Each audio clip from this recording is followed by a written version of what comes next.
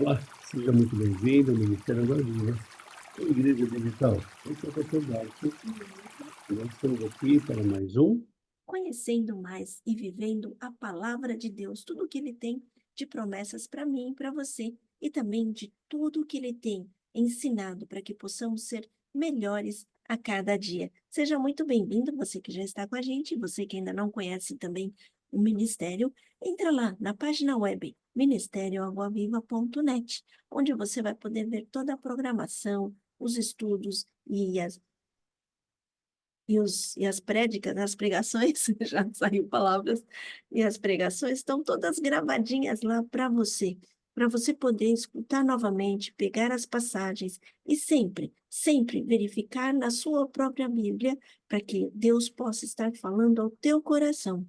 Em nome de Jesus, seja muito bem-vindo. Mas tem aí a Rádio Viniarde, né? É, também, 24 horas por dia, nós temos aí louvores e palavra de Deus. Também para a gente estar cheio da palavra de Deus, sempre, porque o Espírito Santo habita em nós. Então, vamos ativar esse Espírito Santo, essa vida em abundância que Jesus tem promessa para cada um de nós. Em nome de Jesus, né? Em nome de Jesus, nós estamos aí estudando as parábolas de Jesus. Nós já estudamos sete das parábolas e hoje nós vamos. A última que a gente viu foi essa parábola do construtor, né? E hoje nós vamos ver aqui a parábola do credor incompassível, que se encontra lá em Mateus capítulo 18, versículos de 23 a 35. Bom, a parábola desse capítulo tem outros títulos atribuídos a ela, como a parábola do servo ingrato, a parábola do servo mau, a parábola do servo inclemente. No entanto, ela aborda um assunto de extrema, mas muito extrema importância na vida cotidiana das pessoas, principalmente dos cristãos, né? É, que é como lidar com a ofensa e o perdão. Como é que a gente lida com isso aí? Nós já falamos sobre perdão, sobre liberação de perdão, mas como é que você lida com isso aí, né? Esses são princípios de vida que guiam os cristãos em relação ao ato de perdoar quando são ofendidos. Muitas vezes nós guardamos aquele remorso, né? Aquele rancor, e a gente não consegue perdoar, né? A ofensa e o perdão são dois elementos presentes em nossa vida diária, que influem todas as nossas emoções. Ele trabalha com as nossas emoções. Então, se a gente é ofendido, automaticamente a nossa emoção é, é abalada, né? Ela é abalada, né? Então, a gente acaba ficando mal-humorado, enfim, a gente acaba tendo o nosso dia completamente transtornado por causa disso, né? Na parábola, Jesus ele aborda o perdão de uma perspectiva totalmente humana, não apenas se referindo ao perdão de Deus para o homem, mas também ao perdão que o homem pode oferecer ao seu ofensor, o perdão do homem para o homem. Ele discute a relação entre aqueles que ofendem e aqueles que são ofendidos. Há muito para aprender nesse estudo da parábola do credor incompassivo. Então, vamos juntos explorar o significado mais profundo dessa parábola. O que Jesus queria nos falar, o que ele queria contar para mim e para você. Na lição básica, ou a lição básica da parábola do credor incompassivo, a parábola nos ensina que o perdão tem o poder de dissipar todo obstáculo emocional, sentimental, qualquer tipo de obstáculo. Aqueles obstáculos que são negativos, quando estamos dispostos a reconhecer que temos uma dívida impagável com Deus, em vez de focarmos em cobrar a dívida daquele que nos ofenderam. Ou seja, Jesus ele começa a tratar esse tema da forma humana, mas ele vai levar isso para o lado espiritual. Ou seja, o perdão deve ser praticado por aquele que estiver pronto para adotar essa atitude. Isso é um sentimento que nós temos que decidir, independentemente do comportamento do ofensor. Então, não importa se o ofensor ele deseja te machucar ou não, importa que você perdoe, porque isso vai fazer bem para você mesmo, né? Perdoar não significa esquecer ou tolerar o mal, mas é um ato de amor, um ato de compaixão, um ato de misericórdia. É lembrar daquela ofensa sem dor, sem raiva, sem o desejo de vingança. E também muitas vezes é bom lembrar que nós queremos assim quantificar ou graduar. Será que isso é mais, isso é menos? Isso pode ser tolerado, ou isso não pode ser tolerado? Ou quanto foi de quanto foi a dívida, ou quantas vezes ocorreram? Então, para nós, para nossa caixinha, a forma de pensar, nós temos que quantificar até para poder ter uma noção da gravidade da coisa. E a gente vai ver, para a gente entender um pouco mais sobre essa parábola, nós temos que ver o contexto dela, né? O contexto dessa parábola. Jesus contou essa parábola antes de deixar a Galileia. Ele ia partir para Pérea, que é um território da Judeia que fica a leste do Rio Jordão. Essa parábola serviu de resposta a um questionamento de Pedro acerca do perdão.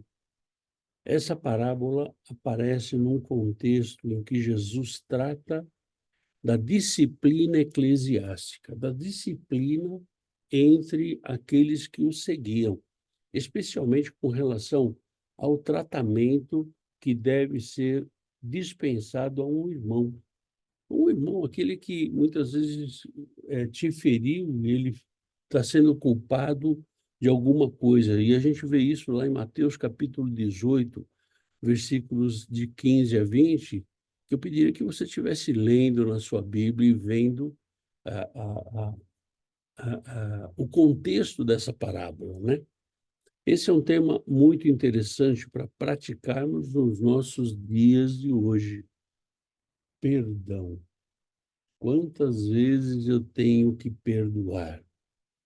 Diante dessa situação, o apóstolo Pedro pergunta a Jesus sobre quantas vezes se deve perdoar a um irmão que culpou, ou um irmão que fez alguma coisa contra a gente. E o apóstolo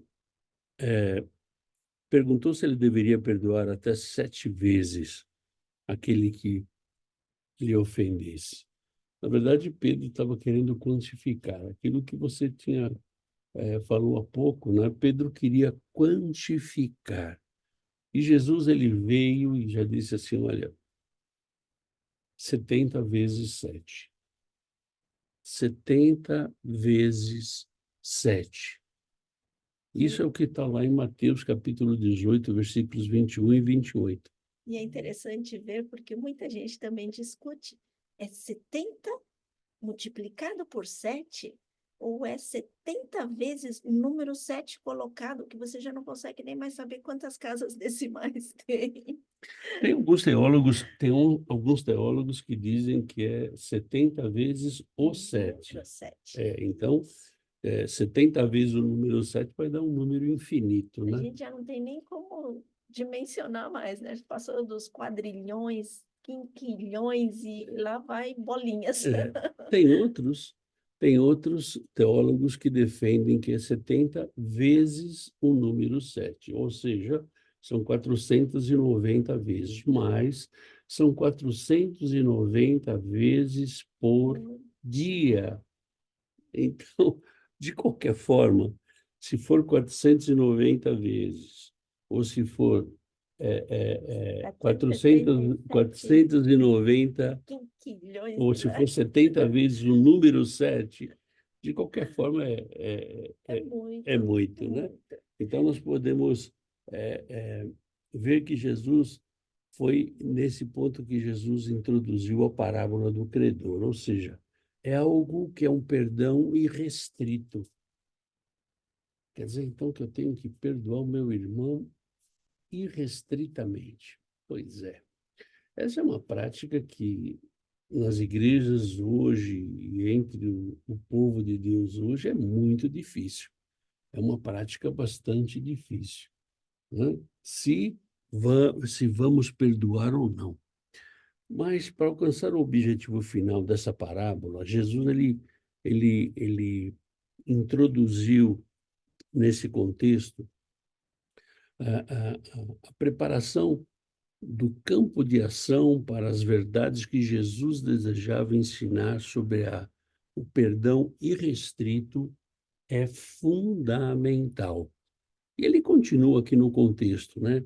Além disso, Jesus percebeu a ansiedade dos discípulos em relação ao poder, em relação ao domínio. Eles estavam preocupados em determinar quem era o maior entre eles, quem era o mais importante entre eles. Na verdade, eles deixavam de enxergar a Jesus e queriam eles saberem. E isso a gente vê muito, muito dentro de muitas igrejas hoje, que é aquela competição para ver quem é o preferido do pastor, Uhum. quem é aquele que é a ovelha preferida, né? Então, existe a competição para ver quem é o mais importante dentro da igreja.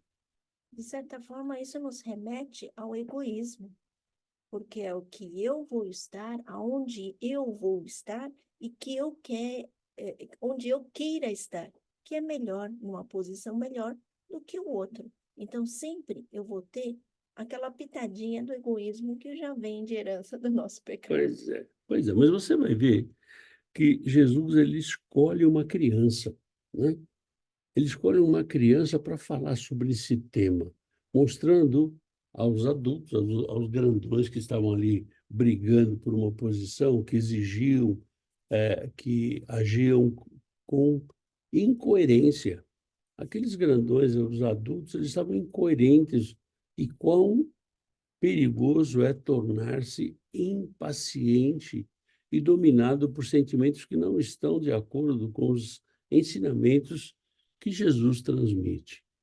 Nós vemos hoje que a maior dificuldade do cristão é ser parecido com Cristo, é seguir os ensinamentos de Jesus. Quando nos deixamos levar por esses sentimentos equivocados, tornamos-nos capazes de ofender nossos companheiros, aqueles nossos irmãos, aqueles que caminham junto conosco, ferindo-os com atitude presunçosa na busca por posição e grandeza entre os demais. A gente vê que o contexto dessa parábola é um contexto bastante interessante, onde Jesus traz a figura da criança, uma figura inocente, que é como o cristão deveria agir entre os cristãos, né? E ele fala também do perdão, trazendo o ensinamento do perdão, né? Que é tão difícil na nossa vida perdoar, né? Eu posso dizer por mim que eu tenho uma dificuldade muito grande de perdoar, mas isso é uma luta. Isso é buscar um objetivo, né? Então, o nosso objetivo é perdoar. Então, a gente tem que buscar esse objetivo aí, em nome de Jesus. E muitas vezes é que nós falamos sempre de quebrar paradigmas, ou seja, quebrar conceitos que nós crescemos aprendendo. Então, quando você fala de uma criança, isso é muito interessante. Por quê? Porque a nossa cabeça já está programada para pensar de uma forma. E a criança, ela ainda não tem isso formado. Então, ela não tem aquele raciocínio lógico que nós queremos ter, não tem aquela quantificação que nós precisamos ter para entender. né? A criança Delícia também, né? também. Então, é quebrar essas verdades que são falsas para cada um de nós, que nos limita e nos afasta desse Deus que quer dar uma coisa que a gente não tem como explicar. E criança, você sabe que ela se alegra, ela curte o tempo dela, ela aprecia as coisas como se fossem novas e consegue aprender o que é novo. Então, nós somos criaturas que nascemos de novo, então nós temos que ser como crianças, porque nós estamos aprendendo tudo novo. Então, tem que aprender até a jogar fora aquilo que já nos condicionou. É, o que não serve, né? O que não serve, É né? isso mesmo, que não Mas, serve. mas vamos ver agora a explicação dessa parábola, né? Jesus, ele começa a explicar, né? Ele aproveita a curiosidade dos discípulos para fazer mais esse ensinamento. Ele começa lá em Mateus capítulo 18, versículos 23 e 24. Por isso, o reino dos céus é semelhante a um rei que resolveu ajustar contas com os seus servos. E, passando a fazê-lo, trouxeram-lhe um que lhe devia 10.000 talentos. Agora a gente começa a quantificar, né? Agora a gente começa a quantificar. O rei, ele, ele, ele, ele quer fazer um ajuste de contas, ou seja, quem me deve, me paga. E a gente pode levar isso também para o juízo final, trazer um paralelo que Deus vai pedir contas. Vai pedir contas daquela vida que ele deu para você, que você achava que era sua, mas era dele, que ele emprestou para você viver e ele vai prestar, você vai ter que prestar contas daquilo que você fez com a vida que ele te deu. Ele vai chamar cada um para resolver. Isso aí é o juízo final, você gosta ou não. Até porque, se você quer uma vida é, saudável, você tem que ajustar todas as contas para não ficar devendo nada. Exatamente, né? Essa parábola narrada no versículo 23 e 24 mostra que um certo rei decidiu acertar as suas contas, né? E o rei chamou para resolver a questão aqueles que o deviam. O propósito principal de Jesus, ao compartilhar essa história com seus discípulos, era ensinar-lhes que havia um dia em que todos teriam que prestar contas a Deus. Então, você acredite ou não, vai chegar esse dia. E a Bíblia afirma que esse acerto de contas será inevitável, uma vez que nossas dívidas espirituais para com Deus são enormes. Cada pecado que cometemos representa uma dívida que contraímos com Deus. Então, aqui, quando ele fala aqui de dívida, o rei chamou o devedor, né, que devia 1.000 talentos, ou 10.000 Isso. talentos.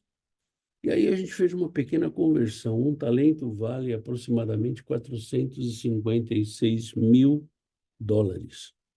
10.000 talentos, nós estamos falando numa quantia aí bastante grande. Isso nós podemos dizer que é uma dívida impagável. Mateus capítulo 18, versículo 25. Não tendo ele, porém, com que pagar, ordenou o Senhor que fosse vendido ele, a mulher, os filhos e tudo quanto possuía, e que a dívida fosse paga. O texto ele fala que o servo não tinha recurso para pagar suas dívidas. O recurso seria a venda de sua família como escravos e de todos os seus bens. Ele estava numa situação impossível de ser solucionada. Do ponto de vista bíblico, todo pecado é uma dívida insolvente, o que significa que somos incapazes de pagá-la por nós mesmos. Nós não conseguimos pagar. Se Deus agisse estritamente segundo a justiça perfeita, seríamos condenados como devedores e insolventes. Ou seja, nós não temos como pagar isso aí. A justiça divina exige satisfação.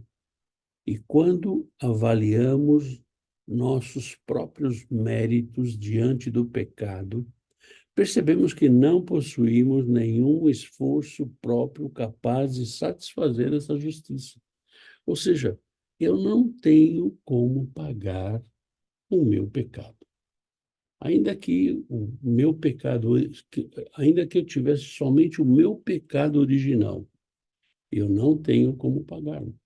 De novo, mensurando e achando que é um bem tangível, mas não é. Porque pecado é uma coisa assim intangível, porque a gente não consegue mensurar e falar assim, então peraí, em 10 anos de penitência eu consigo pagar o meu pecado? Não. Ele é um valor imensurável. Então nós aqui temos que aprender a lidar com coisas que nós não podemos medir. E é engraçado porque você vai falar assim que, então peraí, se ele me deu X de valor, então quem sabe se eu juntar mais pessoas eu consigo pagar essa dívida. Mas também não. Então, muitas das vezes a gente quer ver a relação, tipo, custo e benefício. Eu vou puxar até um exemplo, na época em que você ia fazer compras no mercadinho e você tinha uma caderneta. Isso é de 1900 e bolinha, né?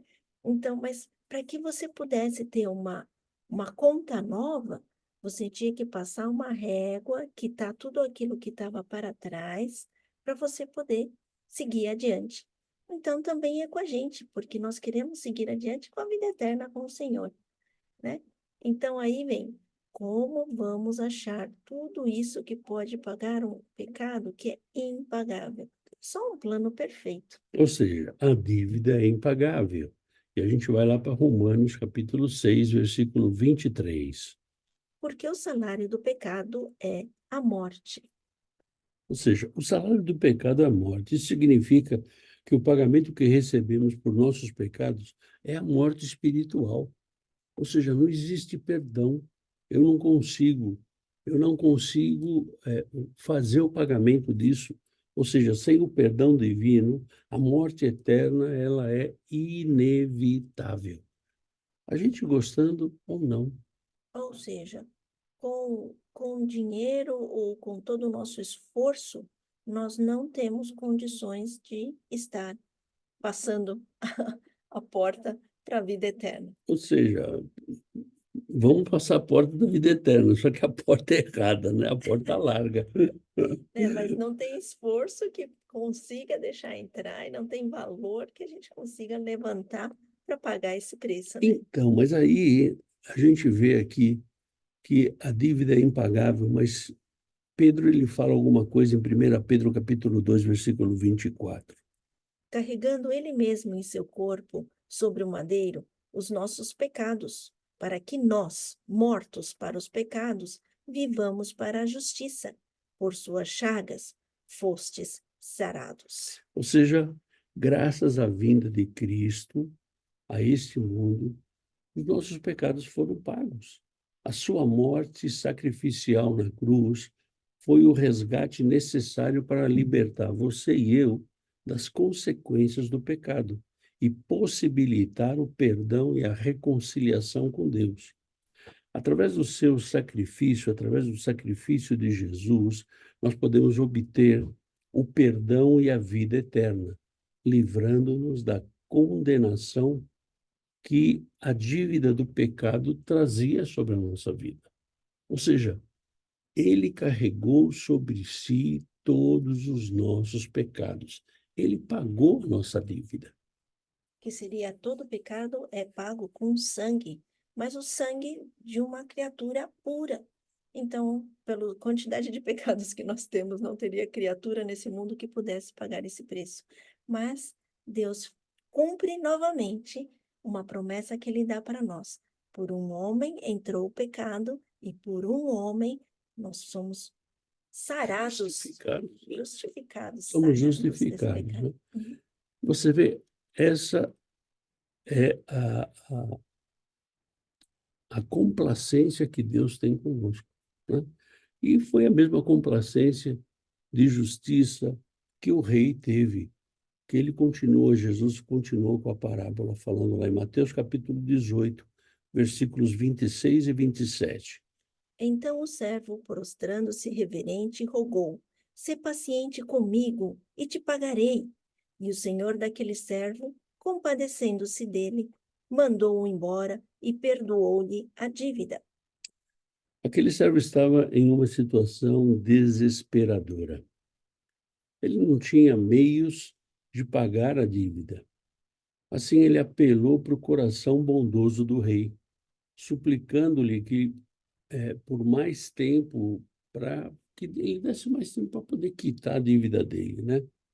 Comovido pela situação do servo, o rei tomou compaixão dele e decidiu, perdoar completamente toda a sua dívida, mesmo que o servo não merecesse. Mesmo que ele não merecesse o perdão do rei, o rei ainda assim mostrou da sua misericórdia. Assim como Deus faz conosco, né? Acho que Essa, agora a gente consegue ter uma ideia do que é a graça de Deus, é isso né? aí, Uma ideia, não uma é tudo ideia. ainda. Mas não conseguimos saber ainda, né? Hum. Essa atitude do rei, ela ilustra bem o que Deus fez e faz por nós. Somos totalmente indignos da compaixão divina, mas a justiça de Deus é permeada de misericórdia. A justiça de Deus, ela é feita através da misericórdia que ele tem. Por isso, Deus foi capaz de perdoar todos os nossos pecados. O pagamento exigido pela justiça deveria ser realizada. E Jesus assumiu a nossa dívida. Ele pegou lá nosso, ah, o nosso Nossa boleto, fatura. a nossa fatura e foi lá e pagou. Ele nos perdoou, mesmo quando não éramos merecedores, e pagou o preço por nossas transgressões. Esse gesto de amor e compaixão revela a grandeza do perdão divino e o sacrifício de Cristo em nosso favor. E você, é como se ele fosse lá com um cheque e sem pedir um pagamento de volta. Ou seja, eu não estou transferindo a minha dívida. Ele está quitando a dívida. Ou seja, ele foi lá e falou: quanto é? Está aqui. Já não deve mais nada. É esse perdão que Jesus está ensinando para você e para mim, né? Então, teve lá a complacência da justiça do rei, a complacência da justiça de Deus para a tua vida e para a minha vida. Mas qual foi o comportamento do servo? Saindo, porém, aquele servo encontrou um dos seus conservos que lhe devia 100 denários. E agarrando-o, o sufocava, dizendo: Paga-me o que me deves. Então o seu conservo, caindo-lhe aos pés, lhe implorava: Sê paciente comigo, eu te pagarei. Ele, entretanto, não quis. Antes, indo-se, o lançou na prisão até que saudasse a dívida. Aí nós vemos duas atitudes completamente diferentes, né? Ou seja, ele foi perdoado, mas ele não foi capaz de perdoar. A gente vê o comportamento cruel desse servo que foi perdoado.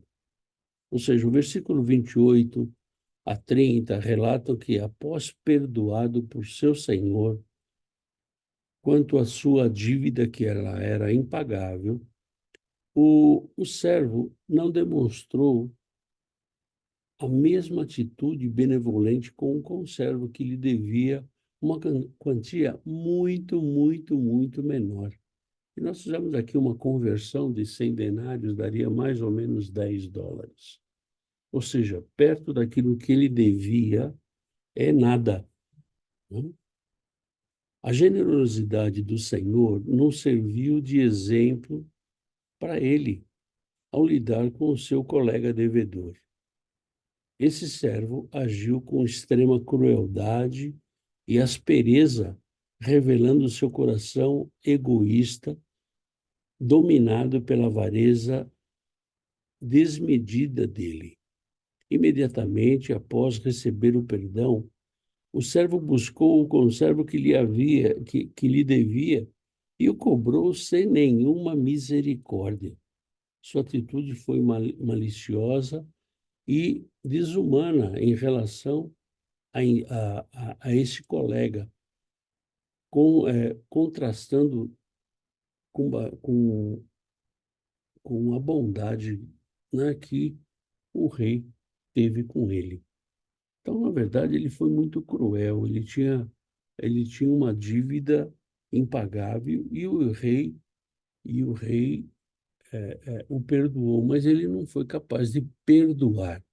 E Jesus ele faz esse paralelo justamente porque ele veio e pagou a nossa dívida, mas nós não somos capazes de perdoar a dívida do nosso irmão. E, na verdade, nós vemos assim, né? Os dois eram homens ricos, influentes, que poderiam fazer alguma coisa que fizesse a diferença, né? E o homem, ele foi perdoado numa dívida que era impagável. E a pergunta é, aonde fica o nosso coração quando nós passamos por situações em que, na verdade, é o que que nós aprendemos de situações que nós passamos? Então, nós passamos por tribulações, por problemas, sempre vamos passar, mas a diferença é o como passar e em que resultado nós chegamos, né? Será que a gente não é igual esse rico aí que passou pela situação e não teve a gratidão, não teve sequer a humildade, né, de aprender e poder perdoar o seu servo O seu ou conservo, conservo? o seu conservo, né? É, Na verdade, a gente tem que ter muito claro que nada fica encoberto. E Jesus ele fala que, olha, nada fica encoberto. Mateus capítulo 18, versículos de 31 a 33. vendo seus companheiros o que havia passado, entristeceram-se muito e foram relatar ao seu senhor tudo o que acontecera. Então o seu senhor, chamando-o, lhe disse: Servo malvado, perdoei-te aquela dívida toda porque me suplicaste. Não devias tu, igualmente, compadecer-te do teu conservo, como também eu me compadeci de ti? Ou seja, nada vai ficar encoberto. Então não importa quem foi que te perdoou, quem foi que você perdoou. Ou seja, se você não perdoou, nada vai ficar encoberto. E vai aparecer, né? Isso vai aparecer. Isso traz uma consequência. E a gente vê a consequência disso lá em Mateus capítulo 18, versículos 34 e 35. E, indignando-se, o seu senhor o entregou aos verdugos, até que lhe pagasse toda a dívida. Assim também meu Pai Celeste vos fará, se do íntimo não perdoardes cada um a seu irmão. Ou seja, houve a revogação do perdão. A revogação do perdão daquela dívida, que era uma dívida impagável, houve a revogação do perdão. O que significa revogar? Essa palavra implica em tornar sem efeito uma decisão anteriormente tomada. No caso da parábola, o senhor do servo ingrato e inclemente tornou nulo, ou seja, invalidou o perdão da sua dívida, aquele perdão que ele tinha concedido. O servo perdeu a chance. Voltamos sempre que tudo que nós fazemos tem uma consequência. Não culpar o outro, mas a consequência dos nossos atos é o que nós vivemos. Ou seja, e Jesus ele complementa no versículo 35, ele fala assim: assim também meu Pai Celeste vos fará, se no íntimo não perdoardes cada um a seu irmão. Então, nós vemos isso, é algo muito sério. É algo muito sério. Nós vemos que existem muitas pessoas que se dizem cristãs, que relevam isso, não levam isso muito a sério. Ah, não, isso daí fez comigo, eu vou cobrar, fez para mim, eu vou pagar, enfim, eu vou revidar com a mesma moeda. E não é isso que Jesus está ensinando aqui. E se de verdade nós somos cristãos, cristão é aquele que segue os ensinamentos de Cristo. Então, tem alguma coisa errada aí com o nosso cristianismo. E não vale falar que eu perdoei um, mas não perdoo o outro. Nós podemos barganhar, né?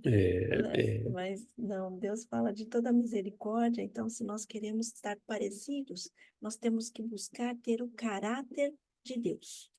e com isso, né, fica a lição, fica a nossa lição de perdão, né? Nós temos que, de verdade, nos perguntar como estamos perdoando ou se estamos perdoando como fomos perdoados.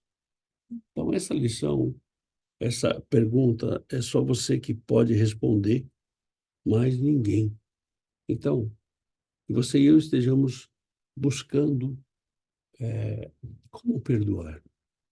Como perdoar? Acho que é uma ideia bonita a gente começar pela gratidão. Saber que nós fomos perdoados, reconhecer que nós fomos perdoados, já é um bom começo para a gente começar a pedir para que o Espírito Santo comece a nos colocar situações onde nós vamos limpando todas as nossas dívidas. O que é importante, né, é lembrar que você foi perdoado um dia, né? Então, você também usar de perdão. Amém? Eu não sei se você tem aí alguma pergunta, alguma dúvida e você precisa de algum esclarecimento, você pode mandar para a gente através do nosso correio eletrônico, do nosso e-mail, pode mandar através do WhatsApp, através das redes sociais, e a gente vai estar junto, buscando dentro da palavra aquilo que Deus tem de resposta para você e para mim. Porque, na verdade, esses estudos que nós estamos fazendo não é um estudo para você, é um estudo para nós. Começar em nós, É, a começar começar em em mim. mim, a começar em mim. A gente está aí aprendendo a ser cristão, né? Uma coisa que pouca gente ensina, mas a gente está aprendendo. Então, se a gente está aprendendo, a gente quer aprender com mais alguém junto com a gente aqui, Vamos né? juntos nessa. Então, vem com a gente aí e que essa parábola seja uma parábola bastante importante na tua vida e na minha vida. E na próxima semana a gente vai falar de uma outra parábola, a parábola do servo inútil, que está lá em Lucas, capítulo 17, versículos de 5 a 10. Então você pode dar uma olhadinha e juntos na próxima semana a gente vai estar aqui falando ou trazendo o entendimento dessa parábola em nome de Jesus. Amém? Obrigado por você estar com a gente aqui até agora e convidamos você para domingo. Domingo nós temos o Culto da o família. culto da família. Então venha com a gente no culto da família e junto nós vamos estar buscando daquilo que o Senhor tem para a minha vida e para a tua vida e buscando como a gente viver melhor nesse mundo até a volta de Jesus, né? Porque a volta de Jesus está próxima, mas ninguém sabe ainda quando é. Então vamos viver intensamente o dia que o Senhor tem dado para cada um de nós. E estar preparados. Está preparado, né? Isso Tem que aí. estar preparado, né? Porque Jesus volta. Se você não está preparado, sinto muito. Quem não estiver preparado, fica. Tá bom, querido? Que Deus te abençoe, que Deus te guarde. Tenha um final de semana poderoso, cheio da força, da unção e do poder do Senhor. Em nome de Jesus. Fica na paz. Tchau, tchau.